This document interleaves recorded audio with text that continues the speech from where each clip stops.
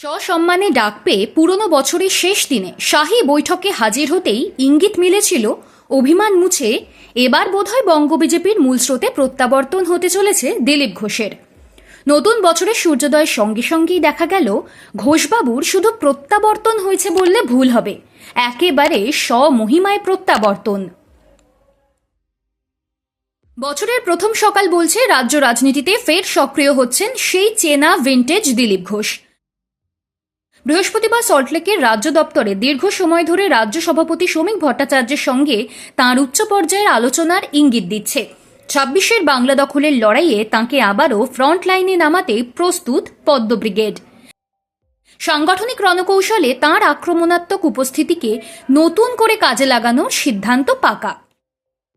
বৈঠক সূত্রে দাবি, পথসভা, জনমিছিল ও জনসংযোগে এই দাবাং নেতাকে অধিকতরভাবে ব্যবহার করার রূপরেখা তৈরি। নির্বাচনের প্রাক্কালে তাঁর কণ্ঠ ও উপস্থিতিকে ঢাল তরোয়াল বানিয়েই এগোতে চাইছে পদ্ম শিবির। নেতৃত্বের আস্থায় শিলমোহর পড়েছে। এবার দল তাঁকে চাইছে প্রথম সারিতে, মাঠে, মানুষের মধ্যে। দিলীপের প্রত্যাবর্তন প্রসঙ্গে শ্রমিকও ইতিমধ্যেই বলেছেন, এতদিন দিলীপ ঘোষ ঘরে বসে রণকৌশল তৈরি করেছিলেন, সে কাজ হয়ে গিয়েছে, তাই আবারও মাঠে নেমেছেন। আমরা তাকে গোটা মাঠ জুড়ে খেলাবো। আর এদিন শ্রমিকের সঙ্গে বৈঠক সেরে বেরিয়ে দিলীপ বলেন, রাজ্য সভাপতিকে জানালাম তিনি যে কাজ দেবেন সেই কাজ করতেই আমি তৈরি। এহেন প্রত্যাবর্তনের মাঝেই দিলীপ সুলভ আত্মবিশ্বাসী ঘোষণা, রাজনীতিতে লড়াই করার ইচ্ছা আমার ছিল না, তবু দায়িত্ব যেখানে ডাকা হয়েছে সেখানেই লড়েছি। স্পষ্ট করে দিয়েছেন এবারও দল তাকে লড়তে বললে তিনি তৈরি। আর তার পছন্দ জানতে চাইলে তিনি যে পুরনো কেন্দ্র খড়গপুর সদরই বেছে নেবেন তা নিয়েও এদিন লুকোছাপা করেননি তিনি।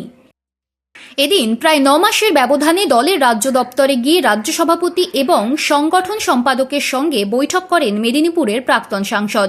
তারপর মুখোমুখি হন সাংবাদিকদেরও। দীঘার জগন্নাথ মন্দির উদ্বোধনে যাওয়ার পর মে মাসের শুরুতে দলের অন্দরে তাকে ঘিরে যে পরিস্থিতি তৈরি হয়েছিল সে প্রসঙ্গ উঠতেই ব্যাট ঘোরালেন পুরনো মেজাজেই। সাফ বললেন, কিছু লোক বাইরে থেকে ঢুকে পড়েছে, কখন কাকে কালো পতাকা দেখাতে হবে ভুলে যায়। তাঁর ব্যাখ্যা, তৃণমূলের লোকেরা আমাকে চিরদিন কালো পতাকা দেখাতো, সেখান থেকে কিছু লোক ঢুকে পড়েছে, অভ্যেসটা রয়ে গিয়েছে। তাঁরা বিজেপি সংস্কৃতিতে মানিয়ে নিতে পারবে কিনা, দলে থাকবে নাকি থাকবে না, সেটা তাদের ব্যাপার। দিলীপ ঘোষের কাছে এটা কোনো সমস্যা নয়। কোমল বনে পুরনো চেহারায় ফিরেই কি দিলীপ ফের নিশানা করলেন মধুর সম্পর্কের কাউকে?